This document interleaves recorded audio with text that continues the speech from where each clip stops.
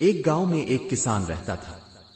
وہ لالچی اور ظالم آدمی تھا جو اپنے جانوروں سے ان کی طاقت سے زیادہ کام کرواتا تھا۔ انہی جانوروں میں ایک گائے تھی جو نہایت مہربان اور محنتی تھی، ملائم۔ دوسری گایوں کے برعکس یہ صرف دودھ دینے کے لیے نہیں تھی، بلکہ کسان اسے بیلوں کی طرح ہل چلانے پر مجبور کرتا تھا۔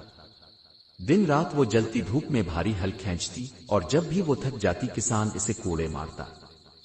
گائے تھکی ہوتی مگر پھر بھی صبر اور محنت سے کام کرتی، ملائم۔ ایک گرمیوں میں گاؤں میں سخت قحط پڑا۔ زمین سوکھ گئی، کھیت بنجر ہو گئے اور فصلیں برباد ہو گئیں۔ نقصان کے ڈر سے کسان نے گائے کو اور زیادہ کام پر لگا دیا۔ اس کے کیار زخمی ہو گئے، جسم کمزور ہو گیا، مگر اس نے ہمت نہیں ہاری، ملائم۔ کسان نے اس پر ذرا بھی ترس نہ کھایا اور کام کرواتا رہا، ملائم۔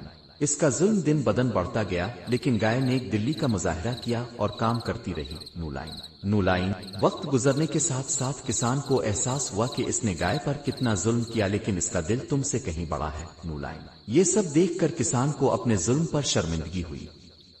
اس نے گائے کے سر پر پہلی بار محبت سے ہاتھ پھیرا۔